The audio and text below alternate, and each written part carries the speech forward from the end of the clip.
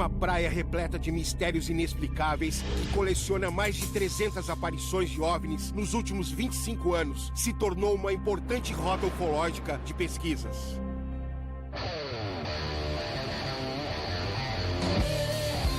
Meu nome é Fred Mosh, terráqueo, brasileiro e mochileiro ufológico.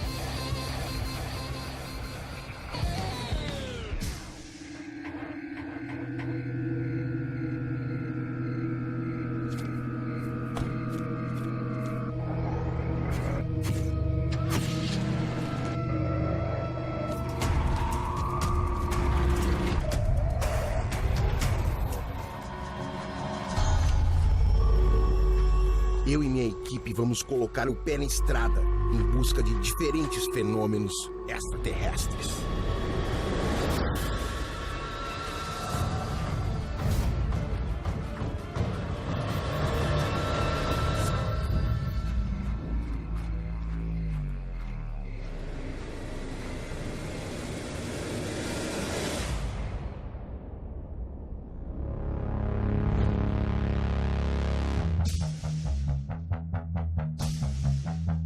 Marcas de pousos e ninhos de naves, estranhos ataques a animais domésticos, pesquisas biológicas, círculos de luz e grandes esferas flutuantes de energia registradas por dezenas de câmeras de segurança. Peruíbe, litoral norte de São Paulo, região que ao longo dos séculos preservou histórias de contatos entre os povos indígenas e os caminhantes do céu.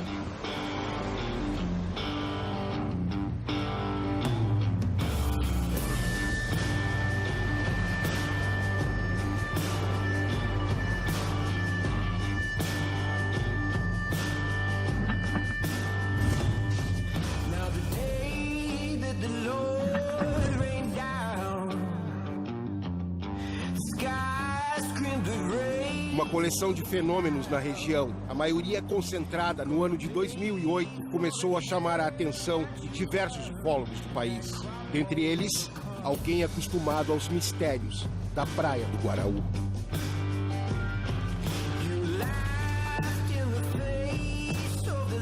Nós paramos o carro bem aqui nessa praia, que é uma praia escura, né? Uhum. Exatamente. Aí, só que a noite tava chuvosa, tava mais ou menos a mesma coisa assim, tava uma chuvinha muito fina. Mesmo assim, eu cheguei aqui, montei uma filmadora, e a primeira coisa que me chamou a atenção foi uma luz azul que tava mais ou menos lá, naquela posição ali, exatamente, bem ali. Entre essas duas ilhas aqui. Essas duas ilhas, né?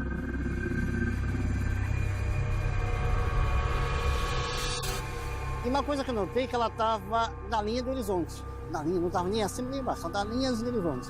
Eu peguei a filmadora e comecei a filmar. Eu vi que tinha essa luz azul e embaixo dela tinha duas luzes brancas que piscavam muito rápido, uma em cima e embaixo. Muito rápido. Que coisa é essa?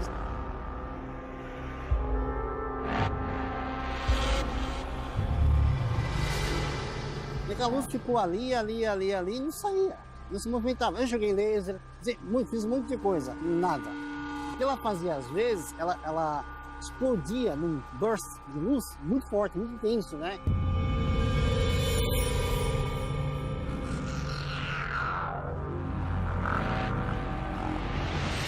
Tem um outro caso ainda do bairro São José que eu queria que tu me falasse sobre ele. Do pouso.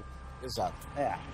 Mais ou menos nessa mesma época teve uma onda aqui em Peruíbe que foi as pessoas viram uma luz, né, alaranjada, e logo depois apareceu uma marca de pouso. Alguma coisa que baixou até o terreno e lá é tabual, são tabuas, né, uma planta aquática.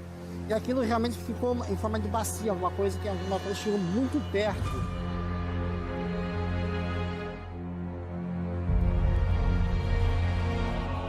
Como se fosse uma elipse. É. Só que quando eu cheguei lá, né, já fazia um tempo, eu já tinha entrado, já tinha pisado, tinha muita gente. Eu acho que pra você, a melhor pessoa, eu vou te indicar, é o Paulo Aníbal, porque ele foi o primeiro a chegar lá. Sim. Quando ele chegou lá, não tinha ninguém ainda, ninguém pisou.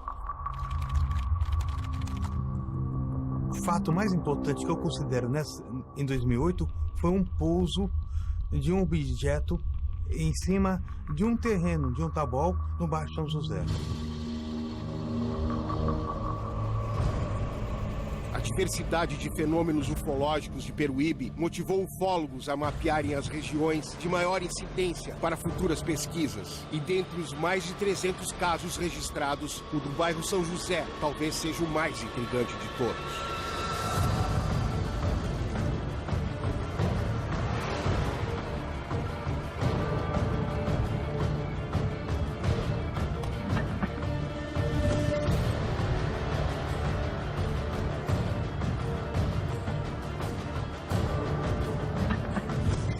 Quando eu fui chamado pelo oficial da Defesa Civil para averiguar um caso muito estranho no terreno de uma vizinha lá no bairro São José, e de imediato viemos para cá. Pedi que ele fizesse um isolamento local e temos a imagem de como ficou o local realmente quando ocorreram os fatos. E as fotos que mostraram depois foi depois do pisoteamento, já houve uma alteração. Uma das coisas que reforçam a nossa teoria que o objeto não pousou, não havia nenhuma marca de trem de pouso, não havia depressões, não havia nada que indicasse que ele tivesse efetivamente amassado para pousar. E toda vez que algo pousa, ele deixa uma marca, por causa do peso desse objeto.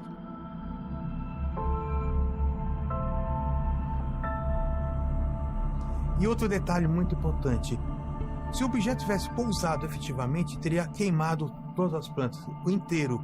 O que aconteceu é que somente as pontas foram queimadas. E numa análise posterior, como o especialista falou, essa queimação não é da própria planta. Alguma coisa incandescente acima de 100 graus queimou essas plantas. E outra coisa, o total do tamanho dessa marca ficou quase 15 metros. Teve até gente que fotografou a menos de 50 metros esse objeto, que deu a descrição, parecia um peão invertido, porque ele parece ter uma base muito larga embaixo e afunilado na ponta em cima.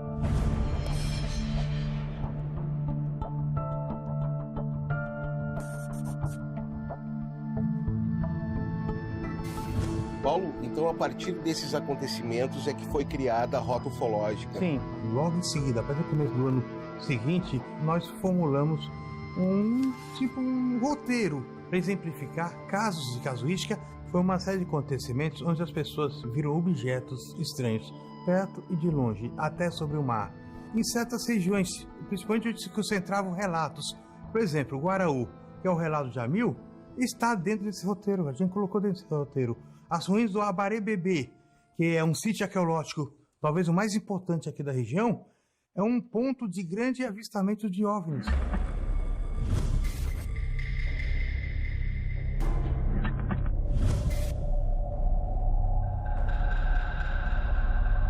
Testemunhas, tanto de fora da ruína e dentro da ruína, chegaram a avistar OVNIs. A igreja do Abarebebê foi uma das primeiras igrejas do Brasil, erguida na metade do século XVI para catequizar os índios tupis. O mesmo povo que dizia se comunicar com seres saídos de dentro de bolas de fogo. Tais relatos poderiam explicar a aparição de OVNIs nos dias de hoje? Luzes e naves que pairam acima do cemitério indígena e da antiga obra dos jesuítas?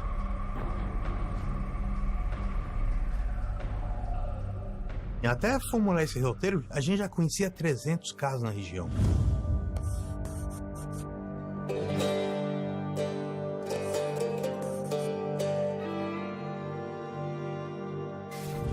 Paulo, por que tu acha que esses fenômenos ocorrem justamente aqui? Primeiro, tem a questão biológica que envolve a jureia. A jureia tem espécimes de plantas e animais, só existe aqui. É uma região endêmica de riqueza biológica. O banco genético é muito grande. Outra questão que eu acho que tem importância é a questão mineralógica. Por exemplo, por alguns anos, o Departamento Nacional de Pesquisa Mineral soltou autorizações para a prospecção de certos minérios. O último, que faz parte da Liga do Titânio. O titânio é uma liga estratégica.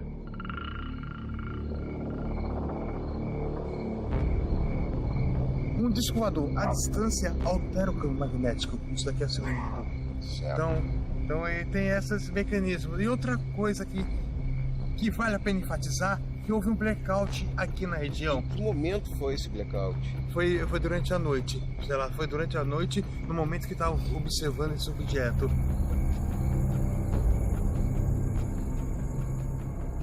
Inclusive, quase uma semana e meia depois, teve uma ocorrência envolvendo cachorros, onde alguns desses cachorros vieram a falecer com interferência muito estranha.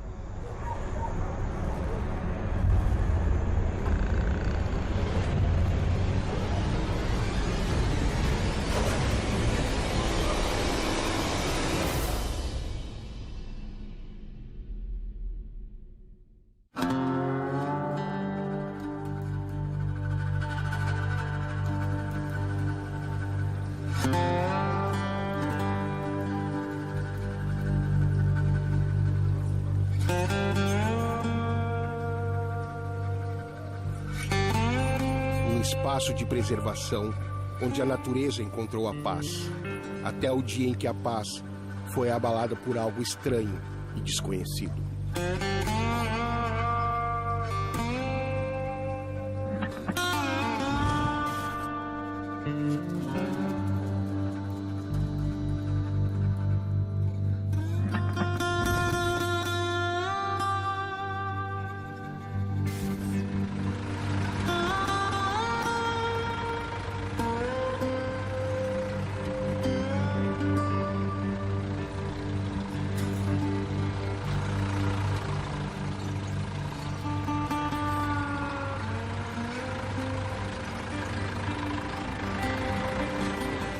Eu fui atrás, ela me ligou, né? Ela falou que havia tido um ataque de alguma coisa, eu não sabia o que era, né?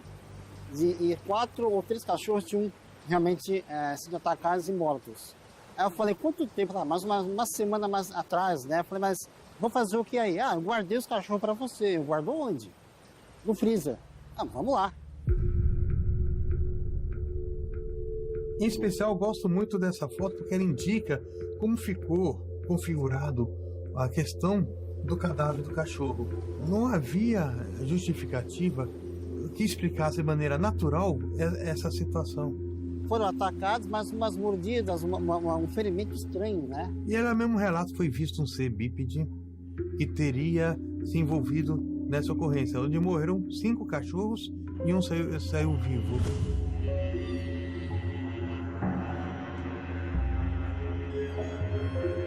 Aí eu falei, vocês viram o que fez isso? Ela não vi. E ela viu alguma criatura pulando os 3 metros. E não deu tempo de ela identificar o que era. Foi um total de 5 cachorros mortos e um que sobreviveu.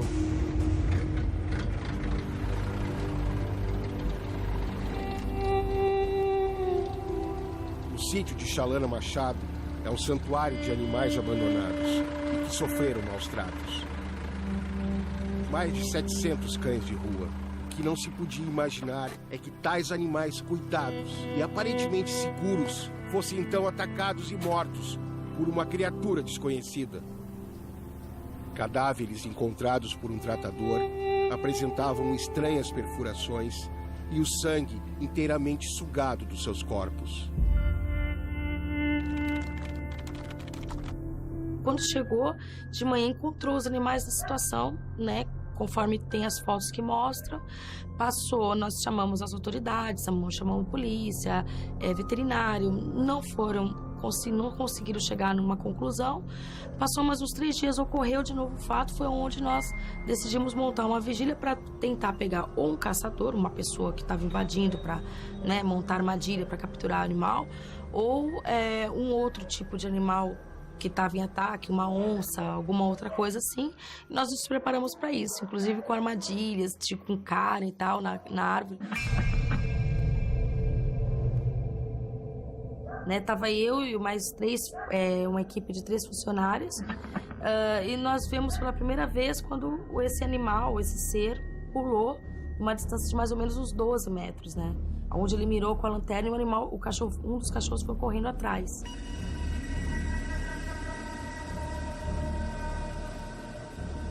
Foi quando nós vimos o ser e decidimos chamar o pessoal do ufológico lá da equipe do Guarujá. Ele tinha uma pele lisa, como se fosse uma pele de foca.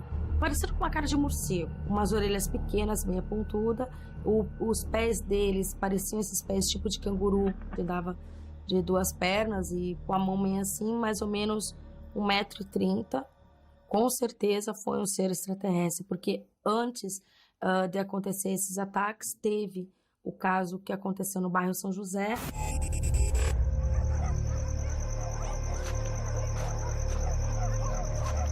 O misterioso ataque aos cães, testemunhado por Chalana e os tratadores, no intervalo de 1 semana no caso do bairro São José, seria mesmo uma criatura deixada por extraterrestres interessados em fazer experiências sobre o habitat do nosso planeta? Na hora que o pessoal do grupo de ufologia veio, né, no caso foi o Wallace, o Jamil, eles colocaram uma pinça daqui, da onde estava, bem próximos das artérias. Foi choque hipovolêmico, entendeu? A morte por falta de sangue. O ataque ocorreu num canil hoje desativado. Os corpos dos animais foram achados próximos à parede do lado de fora, embora as trancas de suas baias permanecessem fechadas. Bop foi o único cão sobrevivente.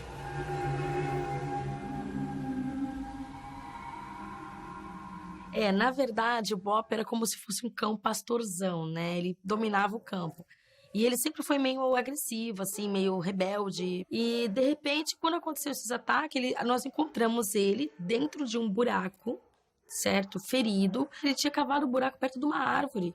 E ele estava dentro desse buraco. E completamente em choque. E depois disso, ele ficou o cachorro mais bobo do mundo.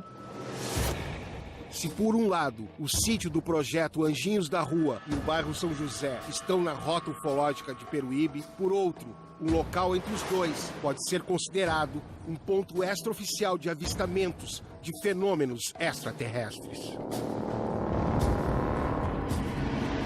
Quem vai nos falar sobre esse verdadeiro mirante das estrelas é um ufólogo, investigador e especialista nos casos antigos e atuais da região. Em 90, 91, como havia várias incidências, tanto ufológicas como algumas outras paranormais, eu comecei a investigar dentro da minha área as situações que aconteceu aqui em Peruíbe. Quando nós começamos a mapear aqui a região, Peruíbe, nós colocamos aqui, esses pontos vermelhos são todos casos ufológicos que nós tivemos contato. Para mim, que estou aqui desde 1983, a maior área de incidência é essa daqui, ó. Seria nessa direção aqui, nessa direção, a direção da Queimada Grande. Certo. Quais são os outros pontos que a gente consegue ver daqui? Ali é o Guaraú, né? Sim, ali atrás do morro é o Guaraú. E aqui, o avistamento, ele é fenomenal, porque ele é diário. Se eu te falar, vamos lá ver à noite, você vai ver. Me diz uma coisa, tem um outro caso também que tu está investigando, da Sandra. Tu pode me falar sobre esse caso? Então, cara, a Sandra, ela teve acesso a um material. Câmeras de vigilância gravaram luzes em forma pequenas e em formas gigantes. E ela resolveu me confidenciar e me pediu ajuda para decifrar o que era aquilo, o que estava acontecendo. Me passou as imagens, eu analisei um pouco as imagens, precisa de alguns recursos especiais, mas nitidamente você vê, inclusive, os raios saindo. Na casa dela, parece que esses orbes a perseguem.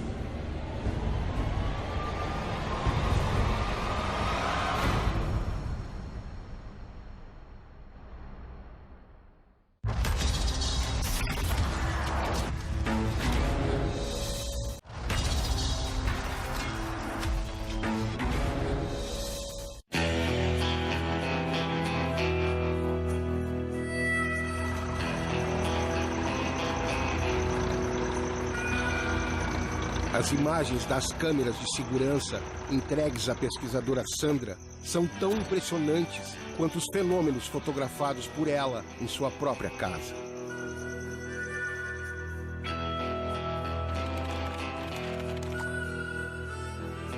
Bom, foi no ano de 66, na cidade de Piracaia.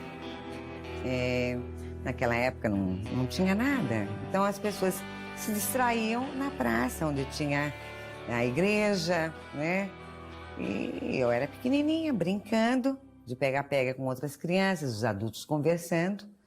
E quando foi minha vez de procurar os amiguinhos, eu vi uma criatura bem de frente. A hora que eu abri o arbusto, estava ali.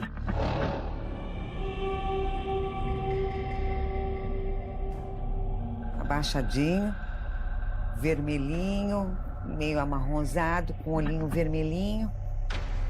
E daí gritei muito. A impressão, a gente não sabe porque é pequeno, né? Mas a impressão que eu tive é que ele se assustou também, porque ele ficou paralisado. Daí os adultos começaram a procurar, mas não acharam mais nada. Depois do primeiro contato, a gente é criança e acaba se esquecendo. Mas ao longo, enquanto eu fui crescendo, foram acontecendo outras coisas. E daí eu comecei a pensar no assunto. Então eu comecei a ver.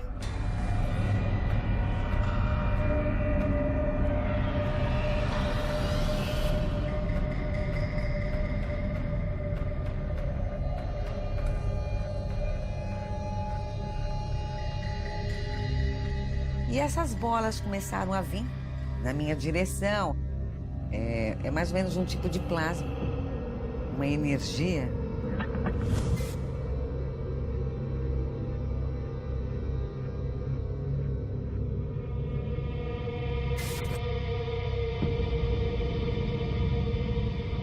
Eles podem tomar qualquer tipo de forma, eles têm poder para isso. Então, vem, tá? E fica em cima da minha casa. E logo em seguida eu já começo a ver os orbes. Eles aparecem no telhado, eles aparecem dentro da casa. A gente fotografa eles sempre assim numa interfase. Eles nunca estão fixos, eles são meio transparentes. Você vê que eu tenho umas fotos aí que me toma inteirinho.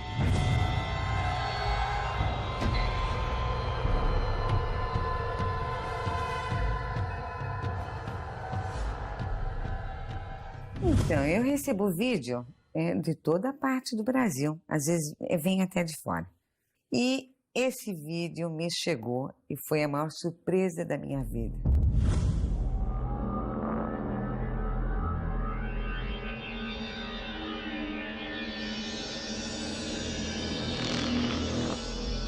Eles tomam conta de 23 câmeras de segurança e numa dessas vigias dele lá, ele se deparou com uma bola gigantesca.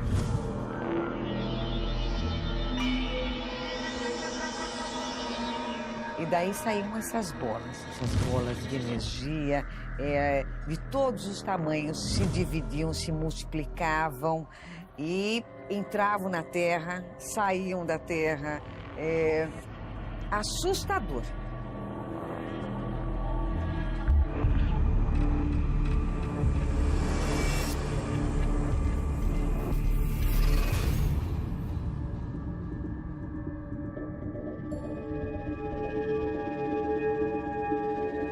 Sandra entregou os vídeos das câmeras de segurança para que o ufólogo Suzeliton Saga investigasse o fenômeno dos olhos.